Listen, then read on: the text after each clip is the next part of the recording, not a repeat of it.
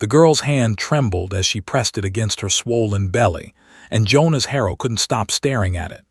Not because she was young, though 14 was too young for any woman to carry a child, but because of what she'd just told him. What she'd whispered in the fading light of his porch, her voice breaking on words that didn't make sense, words that couldn't possibly be true. She stood there with tears cutting clean tracks through the dust on her cheeks, her dark eyes pleading with him not to turn away, not to send her back to wherever she'd come from. And beside her, holding her thin arm with a grip that looked protective and desperate all at once, stood a Cheyenne woman old enough to be her grandmother, her face carved with lines that spoke of too many winters, too many losses. The woman's eyes held no plea, only certainty, only waiting. Jonas felt his mouth go dry. The smart thing would be to close the door. The smart thing would be to pretend he'd never heard what this girl had said, never seen the strange pattern of scars on her forearms, never noticed how the old woman watched him like she was measuring not just his character but his very soul.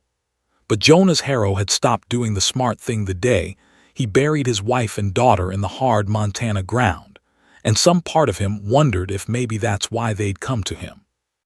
Because broken people can smell brokenness on others, the way wolves smell blood on the wind. But let's go back to where it all started. 3 days earlier, Jonas had been mending fence posts on the eastern boundary of his property, the part that bordered the reservation lands. It was late September, and the air had that particular quality of light that comes just before autumn turns sharp, when everything glows amber and gold like the world itself is holding its breath. He'd been hammering a rail into place when he'd heard it, a sound so faint he almost convinced himself it was just the wind moving through the cottonwoods. But then it came again, a soft, keening sort of cry, high and thin, distinctly human. Jonas straightened slowly, hammer still in hand, and listened. The sound came from somewhere deeper in the scrub brush that marked the border between his land and theirs. For a long moment he stood perfectly still, weighing his options. Smart men didn't go wandering into that brush alone. Smart men minded their own business, especially these days, with tensions running high after what had happened down in Wyoming territory, after the soldiers had come through looking for ghost dance participants, after 3 Cheyenne men had been found hanged from a railroad trestle with no trial and no questions asked. But Jonas walked toward the sound anyway, because he'd learned a long time ago that the weight of things you don't do can be heavier than the consequences of things you try. He found her in a shallow ravine, curled on her side in a patch of dying grass, her dress torn and stained with what looked like days of hard travel. At first he thought she was Cheyenne too, but when he got closer he saw her skin was lighter, her features different, her hair a tangled mess of brown rather than black. She couldn't have weighed more than 90 pounds. Her eyes fluttered open when his shadow fell across her face, and he watched her try to scramble backward, watched her lips move around words that wouldn't come, watched her hand instinctively cover the small rise of her belly. Jonas held up both hands, the hammer dangling from his belt now. "Easy," he said, keeping his voice low and steady the way he'd speak to a spooked horse. "I'm not gonna hurt you." She stared at him with eyes that had seen too much, eyes that didn't quite believe him but were too exhausted to run. Her lips were cracked and bleeding. There was a bruise yellowing on her cheekbone, and her dress, he realized with a cold feeling settling in his gut, wasn't torn from travel. It was torn from violence. He crouched down slowly, still keeping his distance. "You speak English," she nodded just barely. "You hurt, besides." He gestured vaguely, uncertain how to reference her condition without making things worse. She shook her head, but he didn't believe her. Everything about her screamed hurt. "There's a woman with me," she whispered, her voice hoarse and raw. She went to find water. Please don't hurt her, please." Jonas glanced around but saw no one. "I'm not gonna hurt anyone. How long you been out here?" She didn't answer. Her eyes had gone somewhere else, somewhere far away, and Jonas recognized that look. He'd seen it on his own face in the mirror after he'd buried Sarah and Emma, after the fever had taken them both in the space of 3 days and left him standing alone in a house that still smelled like lavender and fresh bread. He'd worn that same hollow expression for months, so he did the only thing he could think to do. He took off his jacket, draped it over her shoulders, and said, "There. 'S a creek about a quarter-mile west. If your friend went looking for water, that's probably where she is. I'm gonna go find her and bring her back here, and then we're all gonna walk to my house and get you both fed. That all right?" The girl blinked up at him. "You're not," she trailed off as if the words were too dangerous to speak aloud. "I'm not what?" Jonas asked quietly. "You're not going to tell them where we are." He didn't need to ask who them was. There was only ever one them when people were running scared. "No," he said, "I'm not." He found the old Cheyenne woman kneeling by the creek, filling a cracked clay vessel with water, her movements slow and careful. When she saw him coming, she stood without haste, one hand moving to the knife at her belt. Jonas stopped 20 feet away and raised his hands again. "The girl sent me," he called out in English, then tried the few words of Cheyenne he'd learned from the trading post owner. "Friend. Help." The old woman studied him for a long moment, her face unreadable. Then she asked in perfectly clear English, "Why would a white rancher help a pregnant girl and an old Indian woman?" Jonas thought about lying, thought about giving her some noble reason, some story about Christian charity or human decency. But something in her eyes told him she'd smell a lie the way a hound smells fear. So he told her the truth. "Because I got nothing left to lose," he said. "And because she looks like she's already lost everything." That had been 3 days ago. 3 days of the girl, whose name was Clara, sleeping 18 hours at a stretch in his daughter's old room. 3 days of the old woman, who called herself Najon, watching him with those dark, measuring eyes while she cooked meals from the provisions in his pantry, and sang songs in Cheyenne that made the walls of his empty house feel less hollow. 3 days of Jonas trying not to ask questions, because he could see that Clara wasn't ready to answer them, could see the way she flinched at sudden sounds and kept one hand on her belly like she was protecting something infinitely precious from a world that had already tried to take it once. But on the third evening, as the sun painted the mountains purple and gold, Clara had come out onto the porch where Jonas sat smoking his pipe, and she'd stood there in Emma's old dress that was too big for her thin frame, and she'd said, "I need to tell you something. About the baby." And Jonas had felt something cold and certain settle into his bones, because he knew somehow that whatever she was about to say would change everything, would force him to make a choice he didn't want to make. She'd sat down beside him, Najon standing in the doorway behind her like a silent guardian, and she'd told him a story that made his hands shake and his heart break, and his mind rebel against the impossibility of it. She told him about the mission school where she'd been sent after her parents died of cholera. Told him about the missionary's wife who'd seemed kind at first, who'd taught her to read and pray and cook proper Christian meals. Told him about the night the missionary came to her room with whiskey on his breath and scripture on his lips, telling her it was her duty, her purpose, God's plan. She told him about the pregnancy, about the shame, about how the missionary's wife had called her a liar and a temptress when she'd finally found the courage to speak, about how they'd planned to send her away to a place for wayward girls, a place where unwanted babies disappeared and no one asked questions. But then she told him the part that made his blood run cold. She told him about the dreams that had started in her 4th month, dreams of a child with strange eyes, eyes that held knowledge no infant should possess. Dreams of her daughter, because she knew, somehow, that it was a daughter speaking to her in languages Clara had never heard, showing her visions of things that hadn't happened yet, couldn't happen.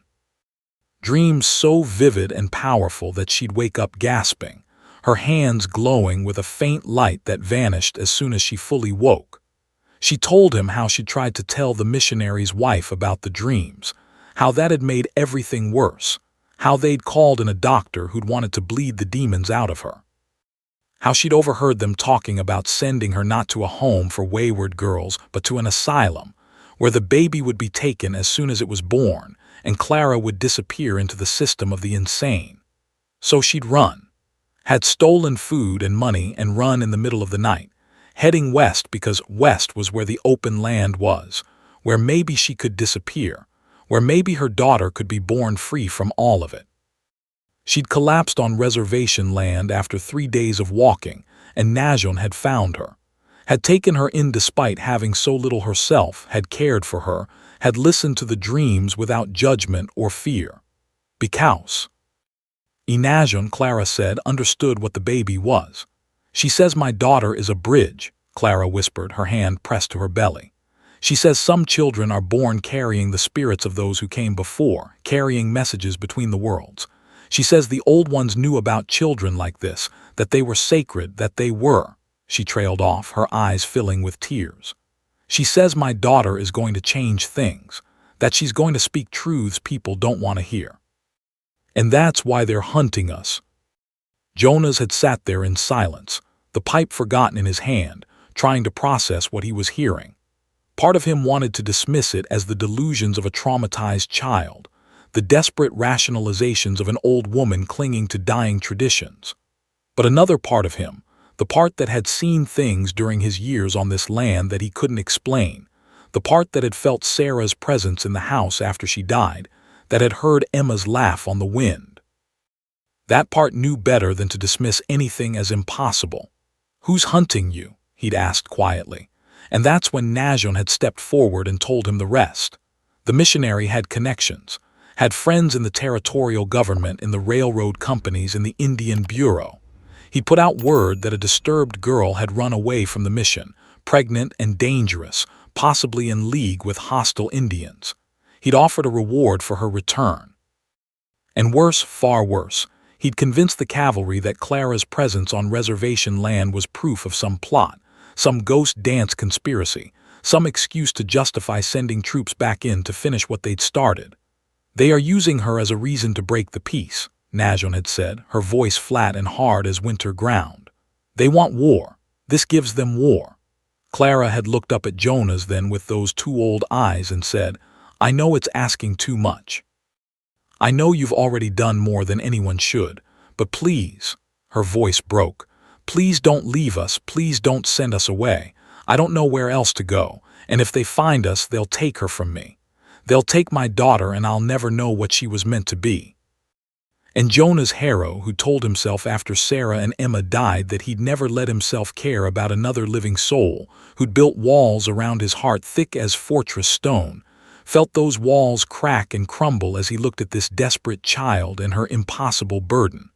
"How long until the baby comes?" he'd asked. 2 months, Najon had answered. "Maybe less." Jonas had stood then, walked to the edge of the porch, and stared out at the land he'd carved from wilderness, the land he'd built with his own hands and Sarah's love, the land he'd planned to die on alone, unmourned, unforgiven for the sin of surviving when his family hadn't. And he'd thought about the warnings he'd heard in town last time he'd gone in for supplies. Thought about the way men had fallen silent when he walked into the mercantile, the way the sheriff had pulled him aside and told him to be careful, told him there was talk of Indian trouble brewing, told him to keep his eyes open and his rifle loaded. Thought about how easy it would be to saddle his horse in the middle of the night and ride into town and tell them where Clara and Najon were hiding. How that would solve everything, would keep him safe, would let him go back to his quiet, isolated grief. Then he looked back at Clara and made the decision that would change everything. "You can stay," he said, "both of you, until the baby comes. After that, we'll figure something out." The relief that washed over Clara's face was so profound it hurt to see, but Najon's expression remained grave, unreadable. "You know what this will cost you," the old woman said quietly. It wasn't a question. Jonas nodded. "I know." That had been 3 hours ago. And now, as full darkness settled over the ranch and Jonas sat alone in his barn checking his rifles by lamplight, he wondered if he'd just signed his own death warrant. He didn't have to wait long to find out. The sound of hoofbeats on the dirt road made his stomach drop just after midnight. Jonas was still awake, sitting in his kitchen with a cup of coffee gone cold and his rifle leaned against the table, when he heard them coming. Not a lone rider. Multiple horses moving at a steady walk, the sound carrying clear through the still night air. Najon appeared in the doorway of the kitchen like a ghost, Clara behind her, one hand pressed to her belly, her face pale in the lamplight. "How many?" the old woman asked. Jonas moved to the window, peered carefully through the gap in the curtain. 6, he said quietly. "Maybe 7. He recognized the lead rider even in the darkness, Sheriff Tom Reeves, a decent man caught between duty and conscience more times than any man should be. Behind him rode deputies Jonas didn't recognize. And two men in civilian clothes who had the look of hired guns about them, mercenaries, men who got paid to do things lawmen couldn't do and still sleep at night. "Stay back from the windows," Jonas said. "Let me handle this." He walked out onto the porch before they could dismount, his rifle held loose in his hands, not quite threatening but not exactly welcoming either. Reeves pulled his horse up 10 feet from the porch steps and raised one hand in greeting. "Evening, Jonas." "Tom." Jonas kept his voice level. "It's past midnight. This a social call." The sheriff shifted in his saddle, uncomfortable.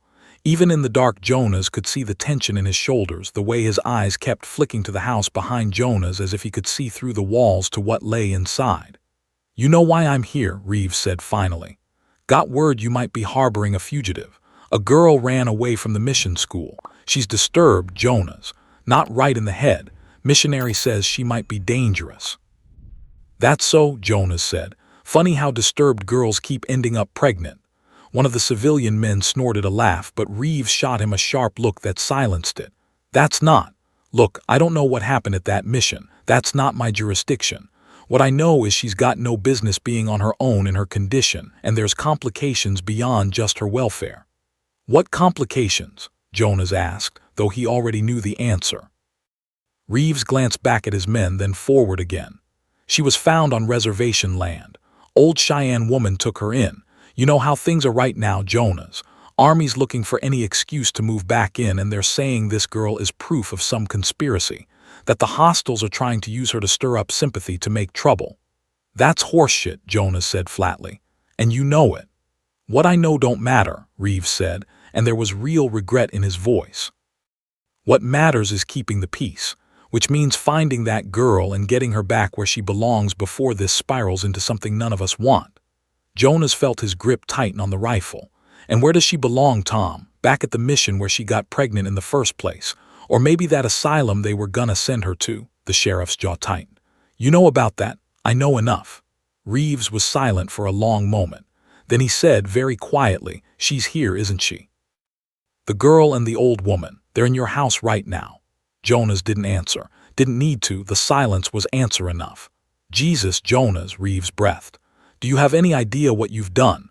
The missionaries got friends in Washington, real friends, and the Army." He shook his head. "The Army's just waiting for a reason.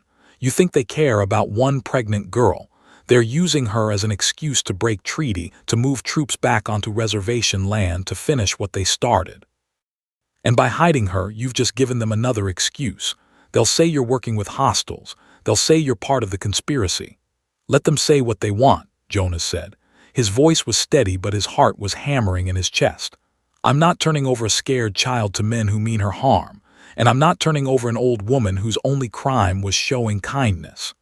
One of the civilian men walked his horse forward, his hand resting meaningfully on his pistol. "You choose a pregnant whore and an old squaw over your own kind," he said, his voice thick with contempt. "That what we're hearing?" Jonas turned the full weight of his gaze on the man. "You call her that again and you won't live long enough to regret it." The man's hand moved toward his gun, but Reeves barked, "Stand down." He glared at the mercenary, then back at Jonas. "This doesn't have to go bad, Jonas. Just let us talk to her. Let us verify she's here of her own will, that she's being treated properly. That's all. If she wants to stay, if everything's on the level, then." He trailed off, and Jonas heard the lie in the pause. If they got inside, they'd take Clara by force. They'd drag her back to the mission or the asylum, and Najum would probably end up in a cell or worse, accused of kidnapping or conspiracy or whatever charge they could invent to justify it. And Jonas would lose everything he'd promised to protect. "No," he said simply, "get off my land." The tension that followed those words was thick enough to cut. Jonas watched the men spread out slightly, watched hands move toward weapons, watched the sheriff's face harden into something that looked like grief. "You're making this harder than it needs to be," Reeves said. "I'm making it exactly as hard as it needs to be," Jonas replied. "Now ride out, Tom, while you still can." He didn't know what would have happened next. Didn't know if Reeves would have ordered his men to stand down, or if the civilian guns would have forced the issue. Didn't know if he'd have had to fire his rifle and start a war he couldn't win, because that's when the door opened behind him and Clara stepped out onto the porch. "Wait," she said, her voice small but clear in the night air. "Please wait." Jonas turned, started to tell her to get back inside, but she was already moving past him, walking down the porch steps with one hand pressed to her swollen belly and the other held out in supplication. She was wearing Emma's old dress, and in the lamplight she looked impossibly young, impossibly fragile, impossibly brave. "I'll go with you," she said, and Jonas felt his heart stop. "I'll go with you if it means keeping everyone safe. Just please, please don't hurt them. Don't hurt Jonas or Najon. They were only trying to help me." Reeves dismounted slowly, his expression softening as he looked at her. "Nobody wants to hurt anyone, miss. We just want to make sure you're all right. Make sure you get proper care." Clara nodded, tears streaming down her face now. "I know what proper care means," she said quietly. "I know they're going to take my baby away. I know they're going to lock me up somewhere and tell everyone I was crazy, but if that's what it takes to stop all of this, then—" She broke off, a sob catching in her throat. Jonas moved to step between her and the sheriff, but Clara held up a hand, stopping him. "It's all right," she whispered. "You've done enough, more than enough. I can't let you lose everything because of me." And that's when Najon walked out of the house. The old woman moved with a dignity that made her seem taller than she was, her long gray hair loose around her shoulders, her weathered face serene. She carried a bundle wrapped in cloth, and as she approached Clara she began to speak in Cheyenne, her voice rising and falling in a rhythm that sounded like prayer or song. The sheriff's hand moved to his pistol, but something stopped him. Maybe it was the look in Najon's eyes. Maybe it was the way the air itself seemed to still and thicken as she sang. Or maybe it was the light. Because that's when Jonas saw what Clara had tried to describe. A faint, golden glow beginning to emanate from Clara's belly, growing stronger with each word Najon spoke. It wasn't bright, wasn't blinding.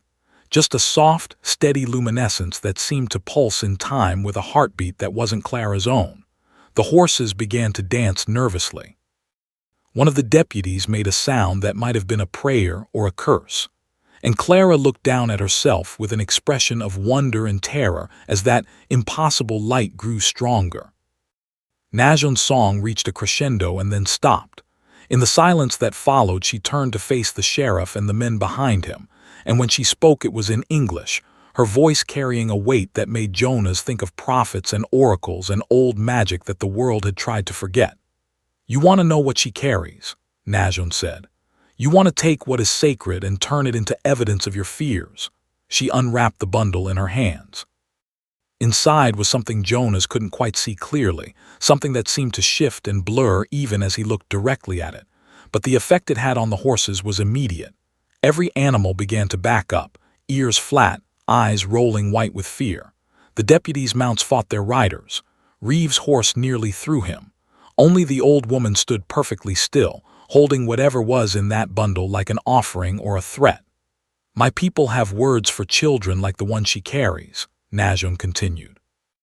"Children who are born carrying the voices of the earth, the memory of the stones, the wisdom of the sky. You call them touched, mad, dangerous. We called them sacred, we called them teachers. And we knew that when they came, it meant the world was about to change." She turned to Clara. "This child you carry does not belong to the mission, does not belong to your government or your laws or your fear. She belongs to herself and to the truth she will speak. And if you take her mother now, if you silence her before she can be born," Najon's eyes swept across the men before her, "then you prove that everything my people have said about yours is true, that you fear what you cannot control, that you would rather destroy a miracle than accept that you do not understand everything." Clara's hands were shaking as she reached out and took the bundle from Najon. The moment her fingers touched it, the light from her belly flared brighter, and Jonas heard something that couldn't possibly be real, the sound of a child's voice, impossibly clear, speaking words in a language he'd never heard but somehow understood. The voice said, "I'm already here, I'm already listening, I'm already choosing." Every man on that road heard it. Jonas saw it in their faces, saw the way their certainty crumbled into confusion and something that might have been awe or might have been terror. The sheriff took an unsteady step backward. One of the civilian guns made the sign of the cross. A deputy whispered, "Sweet Jesus," like a prayer or an invocation. And Reeves, Sheriff Tom Reeves, who'd spent 30 years enforcing law in a lawless territory, who'd seen men hanged and scalped and burned, who thought he'd seen everything the West could show him, looked at that pregnant 14-year-old girl glowing in the dark like a lantern and said, "What in God's name?" "Not God's name," Najon said quietly. "Just truth. Just life trying to be born, just a child who sees what we choose not to see." She turned to Jonas. "Show them." Jonas didn't understand at first. Then Najon gestured toward the house, toward something inside, and he realized what she meant. He hesitated only a moment before walking back through the door. Inside, on the kitchen table, sat the one thing he'd kept from his old life. A small tintype photograph in a cracked wooden frame. Sarah and Emma, taken the summer before they died. Sarah's hand on Emma's shoulder. Emma's bright smile. Jonas picked it up with hands that shook and carried it back outside. He held it up so the lamplight caught it so the men could see. "My wife and daughter," he said, his voice rougher than he intended. "Fever took them both 3 years ago, left me here alone, and you know what I've been doing every day since then, trying to figure out what I'm supposed to do with the time I got left. What good I can possibly do in a world that took everything that mattered and left me behind." He looked at Clara, at Najon, at the impossible light still glowing faint around Clara's middle. "Then this girl shows up on my land, scared, hurt, pregnant with a child half the territory wants to use as an excuse for war, and I got a choice. I can protect my peace, my safety, my comfortable grief, or I can protect her, protect them. Give this child a chance to be born in a world that ain't already decided she's a monster." Jonas turned back to the sheriff. "So you want to know whose side I'm on, Tom? I'm on the side of letting children be born. I'm on the side of listening to what they got to say before we decide they don't deserve to speak. And if that makes me a traitor to my own kind." He let the photograph drop to his side. "Then maybe I've been the wrong kind all along." The silence that followed was broken only by the nervous stamping of horses and the distant call of a night bird. Jonas watched Reeves struggle with something, watched the man's face cycle through anger and fear and confusion before finally settling into something that looked like resignation. "I can't pretend I didn't see her," the sheriff said finally. "I can't go back and tell the missionary and the army that she's not here. They'll just send someone else, someone who won't ask questions first." "So what are you saying?" Jonas asked. Reeves looked at his men, then back at Jonas. "I'm saying I came out here and you refused to let me search your property. I'm saying I had no cause to force entry and no evidence of criminal activity. I'm saying as far as I know the girl must have moved on, maybe headed further west, maybe Canada." He paused. "But I can only buy you time, Jonas. Maybe a few weeks, maybe a month if you're lucky. After that," he didn't finish. "Didn't need to." Jonas understood. "A few weeks is all we need," he said. "Baby's due in 2 months. If we can just make it until then." "And after?" Reeves asked. "What happens after the baby's born? You can't keep them hidden forever." Jonas didn't have an answer to that, but Clara, her hand still pressed to her glowing belly, spoke up in a voice that was stronger now, steadier. "After she's born," Clara said, "people will see, they'll understand, they have to." Reeves looked at her with something like pity. "Girl, I hope you're right, but in my experience people see what they want to see. And right now what they want to see is a reason to be afraid." He mounted his horse again, gestured for his men to do the same. The civilian guns looked reluctant but followed suit. As they turned to ride away, Reeves paused one more time. "Jonas," he called back, "I hope you know what you're doing." "So do I, Tom," Jonas replied. "So do I." They watched the riders disappear into darkness, the sound of hoofbeats fading until only the night sounds remained. When they were truly gone, Clara's legs gave out and Jonas caught her before she hit the ground. The light from her belly was fading now, dimming back to nothing, and she was shaking like a leaf in a storm. "I've got you," Jonas murmured, lifting her carefully. "Najon, get the door." The old woman moved ahead of them, and together they got Clara back inside and into bed. She was asleep before her head hit the pillow, exhausted by whatever had just happened, by the fear and the strange power and the adrenaline finally draining away.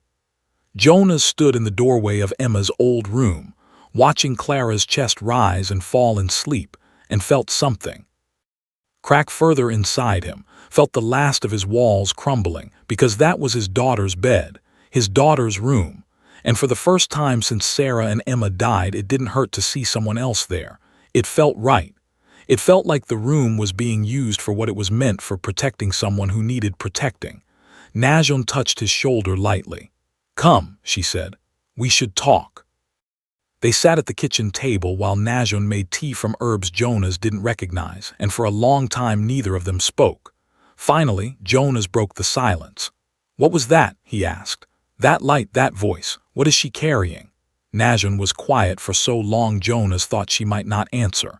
Then she said, "Your people have no words for it. We barely have words for it. But the old ones, the ones who remembered the time before, they spoke of children who came carrying visions. Not just visions of what might be, but visions of what is, what we cannot see because we choose not to look." "And that's what Clara's baby is?" Jonas asked. "A child who sees truth, a child who will speak truth," Najon corrected. "There is a difference. Many people see truth, few have the courage to speak it, and this child—" She paused, her weathered hands wrapped around her cup. "This child will not be able to stop speaking it. It will pour out of her like light, like water. And it will change things whether we want it to or not." Jonas thought about that. The missionary, the men hunting Clara, they know, don't they? They know what the baby is. "They know enough," Najon said.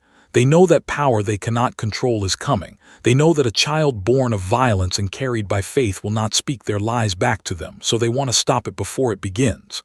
"Can they?" Jonas asked. "Can they stop it?" Najon's smile was thin and sad. "They can try. They can take the mother. They can kill the child at birth. They can silence the truth before it has a chance to speak. But," she looked at Jonas with eyes that held centuries of grief, "my people try to stop the truth too, try to hide from it, fight it, silence it, and still it came, still the buffalo disappeared, still the treaties were broken, still our children were taken. Truth does not stop just because we refuse to listen." "So what do we do?" Jonas asked. "We protect the mother," Najon said simply. "We give the child a chance to be born, and after that," she shrugged, "after that we listen, we bear witness. We do what the world has forgotten how to do, we pay attention to what the sacred is trying to tell us." Jonas nodded slowly. "I need you to teach me something," he said. "That song you sang, the thing you showed them, I need to understand what we're really protecting here. Because if men with guns come back, I need to know why I'm standing in front of them." Najon regarded him for a long moment. Then she began to speak, and what she told him over the next hours rewrote everything Jonas thought he understood about the world. She told him about the children who'd been born with gifts throughout her people's history.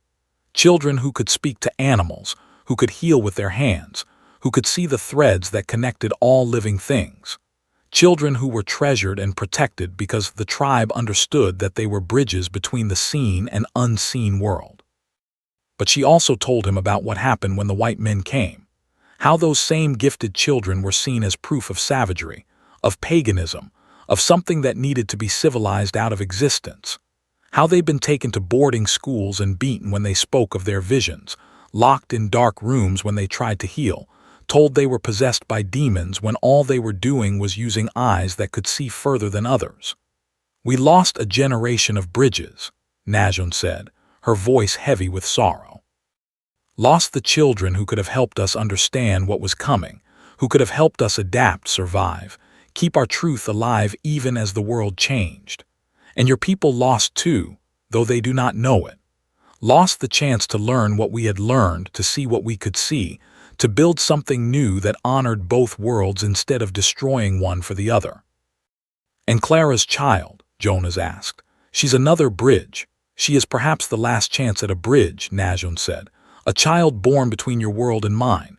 A child who carries the blood of the colonizer in her body but the gift of vision in her soul. If she can speak, if she can be heard. Maybe she can teach both our peoples something we need to learn." Jonas leaned back in his chair, exhaustion settling over him like a heavy blanket. "That's a lot of hope to put on one unborn baby." "Yes," Najon agreed. "It is. But hope is what we carry when we have nothing else left." They sat in silence after that, drinking their tea, until the first gray light of dawn began to show. Through the windows, Jonas stood, stretched his tired back, and looked out at the land he'd built his life on. The land he'd thought was his to own, to control, to shape according to his will. But maybe, he thought, maybe land wasn't meant to be owned at all. Maybe it was just meant to be lived on, respected, shared with those who needed it. Maybe that's what Sarah had been trying to tell him in those last fevered days before she died. She'd held his hand and whispered, "Don't let it make you small. Don't let grief make you smaller than you are." He hadn't understood then, thought she was just rambling in her sickness, but maybe she'd seen something he couldn't. Seen the man he might become if he let fear close him off from the world. Seen the choice he'd have to make someday between safety and service. And maybe, somehow, she'd known he'd make the right one. "I'm gonna ride into town later today," Jonas said suddenly. "Gonna let it be known that anyone who comes looking for Clara and Najon is gonna have to go through me first. Gonna make it clear that this land is under my protection, and anyone on it is under my protection." Najon looked at him with something that might have been approval. "That will make you enemies. I know. That will put you in danger. I know that too." "Then why do it?" Najon asked.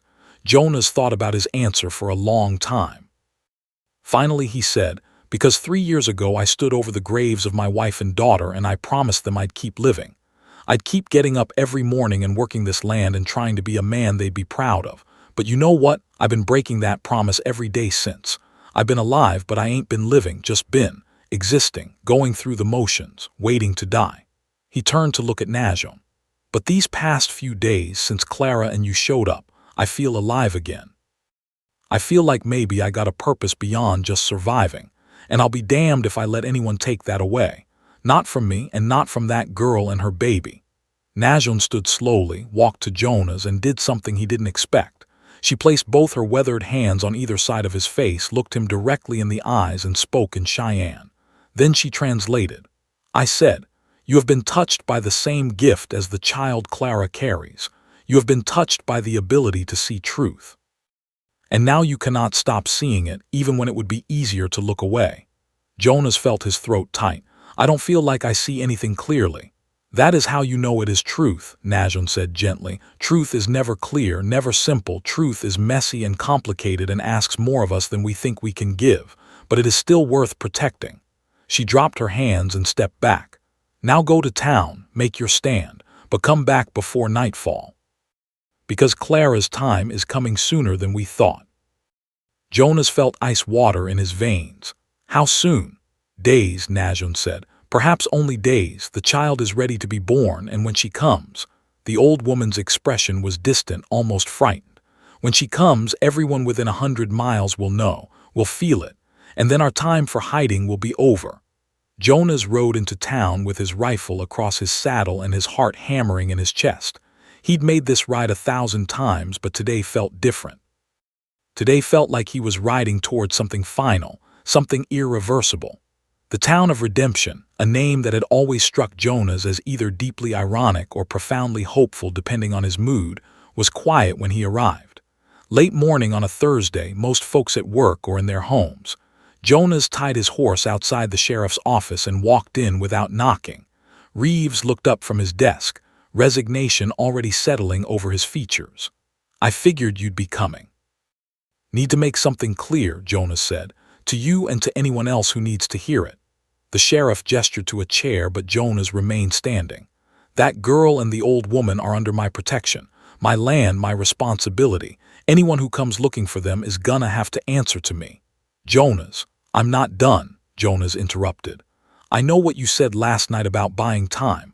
I know you're trying to help, but I need everyone to understand that I'm not hiding fugitives. I'm protecting people who need protecting. There's a difference." Reeves stood slowly. "You're putting yourself in the line of fire, you know that?" "I know.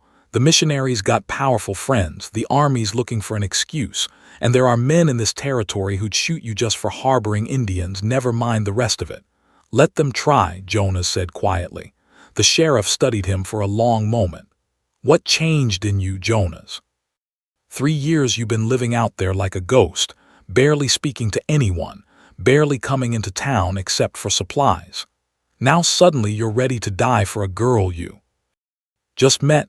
Jonas thought about Sarah, about Emma, about the light glowing from Clara's belly and the voice of an unborn child speaking truth into the darkness. I got reminded what matters, he said. That's all. Reeves sighed deeply. I can't protect you if this goes sideways. You understand that. I got jurisdiction in town, but your ranch is outside my reach. If the army decides to move, if those civilian guns come back with more men. I understand, Jonas said. I'm not asking for your protection. I'm just asking you to spread the word.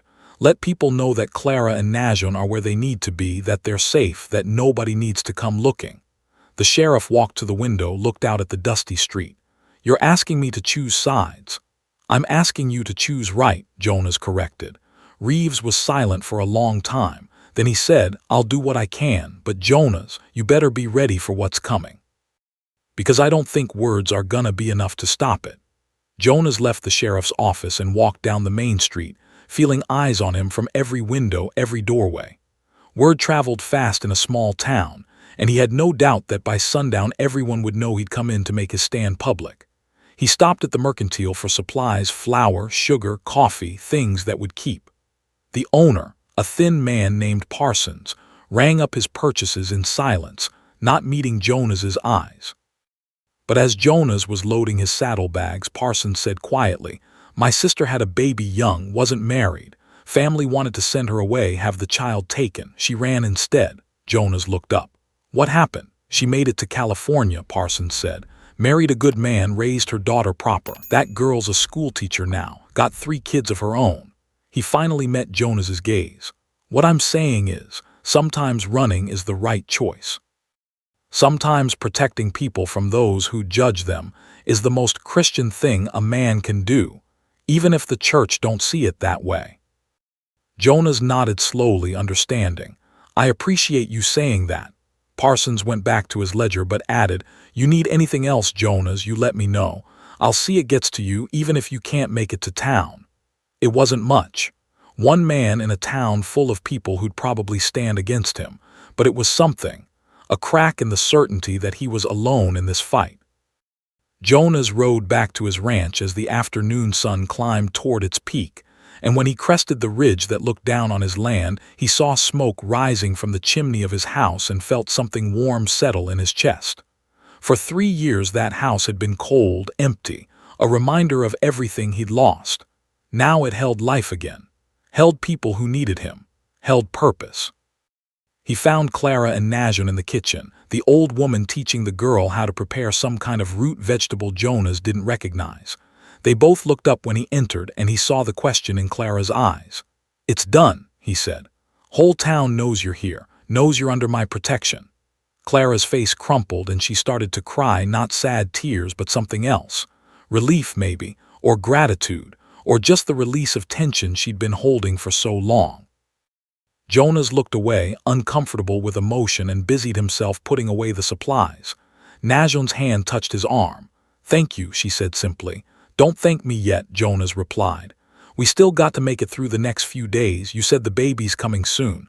Very soon, Najon confirmed. Tonight, I think, or tomorrow. The child is ready. Jonas felt his stomach drop. Here, she's gonna have the baby here. Where else? Najon asked, almost amused. You think we can take her to the town doctor, the mission? Jonas ran a hand through his hair. I don't know anything about birthing babies. You know about protecting life, Najon said. That is enough. I will handle the rest. But it wasn't enough, Jonas thought as the day wore on and he saw Clara growing quieter, more withdrawn, her hands constantly on her belly as if soothing the child within.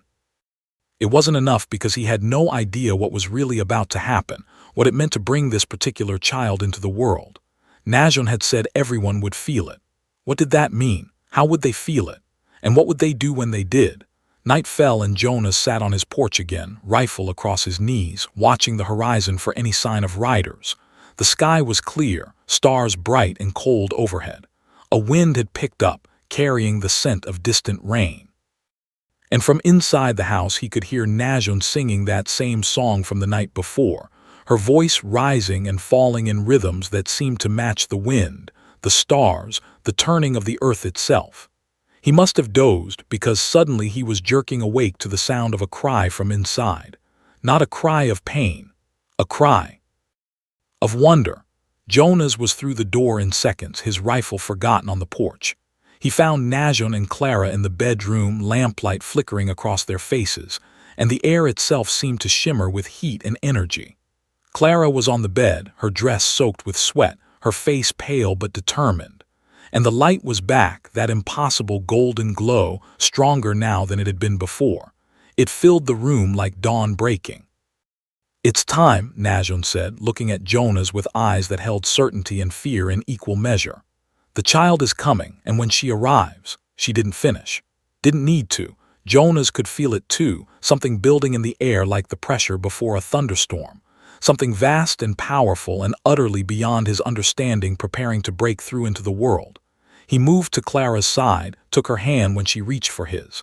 Her grip was crushing, but he didn't pull away. "I'm scared," she whispered. "What if they're right? What if she is dangerous? What if I can't?" "You can," Jonas said firmly. "You carried her this far. You kept her safe when everyone else wanted to take her. You'll see this through." Clara looked at him with those two old eyes, and for just a moment she looked like Emma, like his daughter in that last moment before the fever took her, looking at him with absolute trust that he could fix anything, make everything all right. He'd failed Emma, but he wouldn't fail Clara, wouldn't fail this child trying to be born. Najon began to sing again, her hands moving over Clara's belly in patterns that seemed to leave traces of light in the air. And Clara began to push, her face twisted with effort and pain and something else, something that looked almost like joy. Jonas didn't know how long it lasted. Time seemed to bend and stretch, minutes feeling like hours, hours feeling like seconds. All he knew was Clara's hand in his, Najon's voice weaving through the air, and the light growing brighter and brighter until he had to squint against it. Then suddenly there was a new sound. A baby's cry, high and clear and achingly familiar. The sound every parent knows in their bones, the sound that speaks of new life, new possibilities, new chances to get things right. Najon lifted the child, a girl, tiny and perfect and glowing with that same golden light, and wrapped her in cloth that looked too plain for something so extraordinary. And the moment the baby was fully free, fully in the world, Jonas felt it. A pulse of something that went through him like lightning, like recognition, like truth he'd been avoiding finally catching up. He felt it and knew somehow that every living thing within miles felt it too. The horses in his barn began to whinny. Dogs in town started barking. Birds took flight from trees even though it was full night. And people who'd been sleeping woke suddenly. People who'd been drinking in saloons stopped mid-sentence. People who'd been praying found their prayers answered by something they hadn't expected. Everyone felt it. Everyone knew. Something had changed. Something had been born into the world that wouldn't be ignored or silenced or wished away. Najon placed the baby in Clara's arms, and the girl looked down at her daughter with an expression of such pure love that Jonas had to look away. It hurt too much, reminded him too strongly of Sarah holding Emma for the first time, of the family he'd lost and would never get back. But then Clara said, "Jonas, look at her, please." And he did. He looked at the baby girl and saw her eyes dark and deep and aware in a way no newborn should be. Saw her looking back at him like she knew him, like she'd always known him. And he heard it again, that voice that couldn't possibly be real but was, speaking directly into his mind. "Thank you," the voice said, "for protecting my mother, for protecting me, for choosing to listen." Jonas felt tears streaming down his face and didn't care. "What's her name?" he managed to ask. Clara looked at Najon, then back at her daughter. "Najon says I should call her Dawn, because she's the beginning of something new." "Dawn," Jonas repeated. The baby's eyes closed then, and she began to nurse, just a normal infant now, no longer glowing, no longer speaking. Just a hungry newborn doing what newborns do. But Jonas knew nothing would ever be normal again. The feeling that had pulsed through everything when she was born, that would have consequences. People would come. Questions would be asked. And choices would have to be made. He walked out onto the porch to get some air and found the eastern horizon beginning to lighten with real dawn, the kind that came with sunrise rather than the birth of miraculous children. How long had it been? Hours. All night. He couldn't tell. What he could tell was that riders were coming. Multiple horses moving fast, the sound of hoofbeats urgent in the quiet morning. Jonas picked up his rifle, checked it was loaded and waited. Let them come. Let them see what had been born. Let them decide whether they'd honor it or try to destroy it. Either way, Jonah's harrow would be standing right here, protecting the child and her mother, protecting the truth that was trying to be spoken. Because that's what Sarah would have wanted. That's what Emma would have wanted.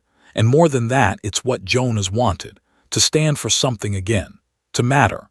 To be more than just a man waiting to die.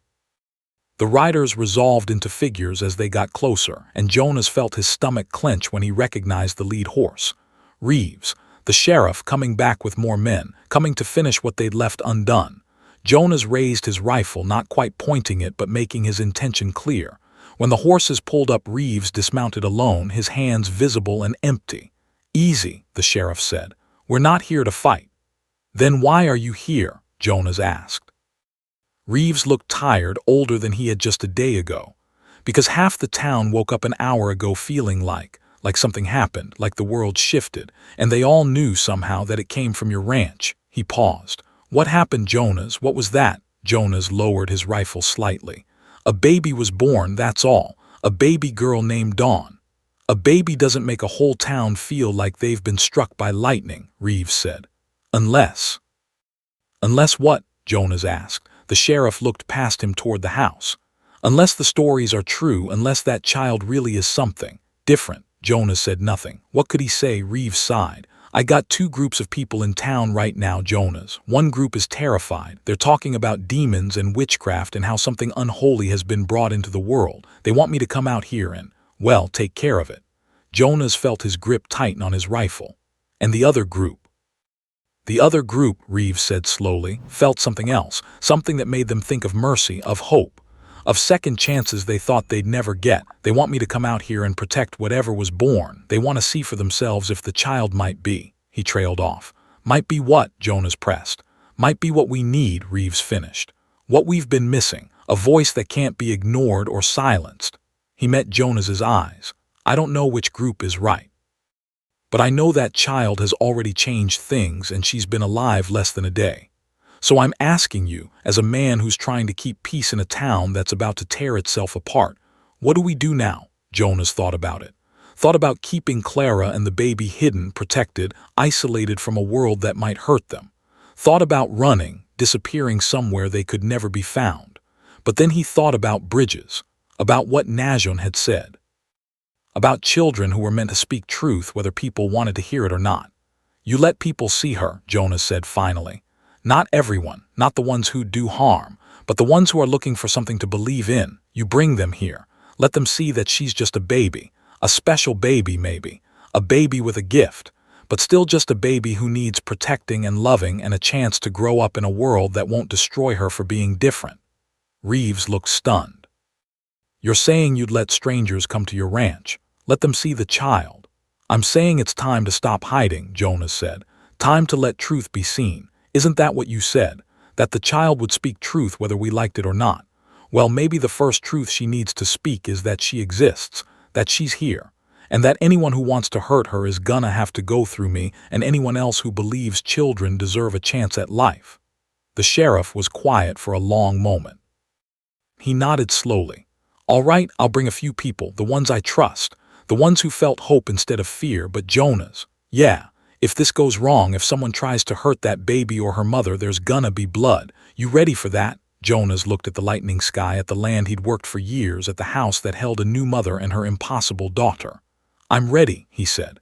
Over the next days, a slow parade of people came to Jonas's ranch. Not many. A dozen, maybe less. But each one came because they'd felt that pulse of change when Dawn was born, and each one needed to understand what it meant. They came quietly, humbly, with gifts or just with curiosity. And Jonas, who'd spent 3 years avoiding human contact, who'd built walls around himself thick as stone, stood at his door and welcomed them in. Let them see Clara and her daughter. Let them hold the baby if Clara allowed it. Let them experience firsthand the strange, powerful presence of a child who looked at you like she could see straight through to your soul. Most left changed. Not all. Some left frig.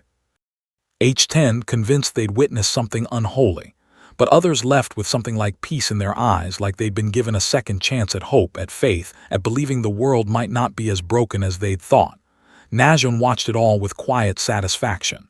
"You are building her a village," she told Jonas one evening as they sat on the porch. "That is good, she will need a village."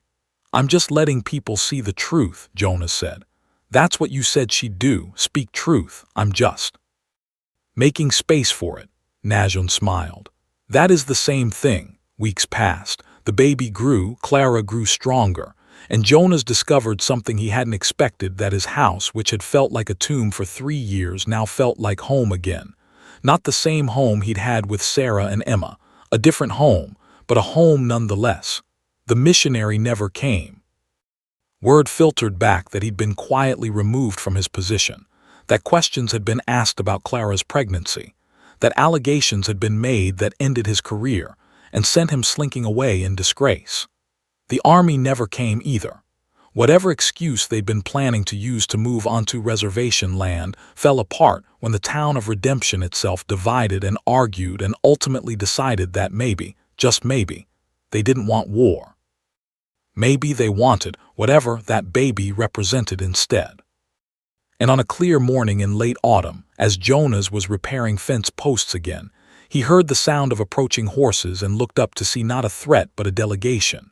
Reeves rode at the front, but behind him came 3 Cheyenne elders, their faces grave but not hostile. Najon came out of the house and spoke to them in her language, a rapid conversation Jonas couldn't follow but whose tone he recognized. Negotiation, planning, hope. Finally, one of the elders turned to Jonas and spoke in halting English. "The old woman says you protected the child, protected the mother, made your home their home." Jonas nodded. "I did. She says you have been touched by truth, that you see what others choose not to see." "I don't know about that," Jonas said. "I just did what seemed right." The elder studied him. "The child Dawn will need teaching, will need to learn both her mother's world and ours. The old woman is too old to do this alone. The mother is too young." He paused. "Would you help? Would you stand as the child's protector until she is grown enough to protect herself?" Jonas felt something warm and painful and healing all at once bloom in his chest. They were asking him to be a father again, not in blood but in purpose, in protection, in love. He looked at the house where Clara sat in the window, Dawn in her arms, watching, waiting to see what he'd say. He looked at Najon, who nodded once, a gesture of approval and faith. And he looked at the land around him, the land he'd carved from wilderness, the land he'd thought was his to own but now understood was his to share. "Yes," Jonas Harrow said, "I'll help, I'll protect her. Long as I'm breathing, that child will have a home here, a safe place to grow, and anyone who tries to take that from her will have to answer to me." The elder smiled then, the first real smile Jonas had seen from him. "Then we are agreed. The child will be raised between worlds, speaking truths both worlds need to hear, and you will be her bridge." Years later, long after Jonas had grown old and his hair had gone gray, long after Clara had married and built a life for herself while still living close enough to visit, long after Dawn had become a young woman whose words carried weight and wisdom beyond her years, people would ask him about that night. The night the child was born and the whole territory felt it. They'd ask what it was like, that moment when everything changed. And Jonas would sit on his porch, now shared with a family that had chosen him as much as he'd chosen them, and he'd tell them the truth. "It was like waking up," he'd say. "Like I'd been asleep for 3 years and suddenly I was alive again, like I remembered what mattered, not land, not property, not even survival, but connection, protection, love. Things we're all supposed to be doing for each other but forget about when we get scared." They'd ask if it was worth it, all the trouble it caused, all the enemies it made, all the risk. And Jonas would look at Dawn, grown tall and strong and wise, using her gift to speak uncomfortable truths that made people think and question and grow, and he'd say, "Every bit of it, every single bit." Because that's what Sarah had asked of him, wasn't it? "Don't let grief make you smaller than you are." And he hadn't. He'd let it break him open instead. Let it make space for something new. Let it teach him that sometimes the most important thing a man can do is stand between the world and those who need protecting, and refuse to move. The baby that the cowboy couldn't believe Clara carried had indeed changed everything, just as Najon predicted, not through violence or war or dramatic upheaval, but through the simple, persistent act of existing, of speaking truth, of being a bridge between worlds that had forgotten how to talk to each other. And Jonah's Harrow, who thought his life was over at 35 when he buried his wife and daughter, discovered that it had only been waiting for a desperate girl to show up at his door, waiting for an impossible child to be born in his daughter's old room, waiting for him to remember that protection is a form of love, and love is what builds homes even in the wilderness. The ranch still stood decades later, long after Jonas had passed, long after Clara had gray in her hair and grandchildren of her own. And people still came to it, seeking the woman they called Dawn the Truth Speaker, seeking her wisdom, her sight, her ability to see what they couldn't and speak what they feared to hear.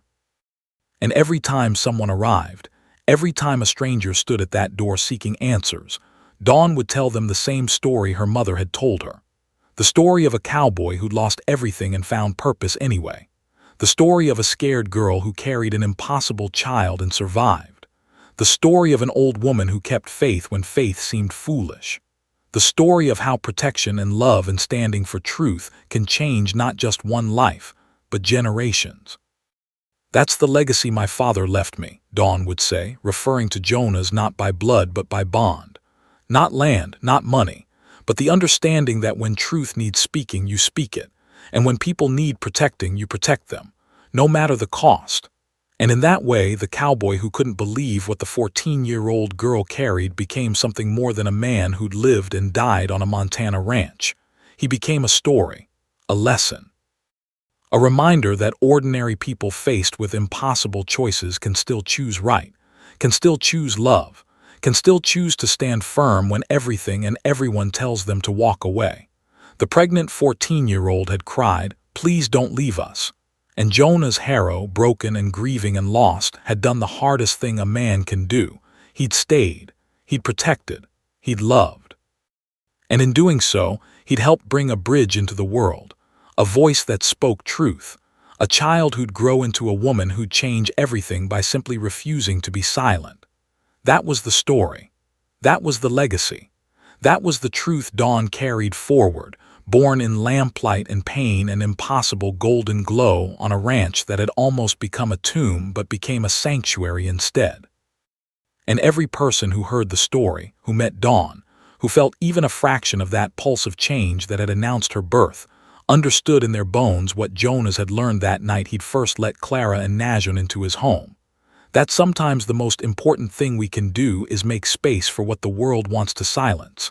Give shelter to what others want to destroy. Stand firm for what we believe is right, especially when it costs us everything. That was the message. That was the truth. And it echoed across generations, carried forward by a child who should never have been born but was, protected by a man who thought he had nothing left to give but gave everything anyway. The sun set on the ranch that evening as it always did, painting the mountains gold and purple, turning the land beautiful and wild and free. And in that light you could almost see them, Sarah and Emma, watching from wherever the dead watch from, proud of what Jonas had become, proud of the choice he'd made, proud that their death hadn't destroyed him but had opened him eventually to a different kind of love. A love that protected, a love that stood firm, a love that refused to let fear win. That was the legacy. That was the story. That was the truth that Dawn the Truth Speaker carried forward, born from a cowboy's courage and a desperate girl's faith and an old woman's wisdom, born in fire and light and impossible hope, born to speak what needed speaking, born to change what needed changing, born to remind the world that sometimes the most miraculous thing isn't the miracle itself, but the ordinary people who choose to protect it, nurture it, give it space to grow. That was what Jonas learned, what Clara learned, what everyone who touched their story learned. And the lesson echoed forward, generation after generation, a reminder that even in the darkest wilderness, even in the deepest grief, even in the most impossible circumstances, we always have a choice. We can close our doors and protect ourselves, or we can open them and protect what matters.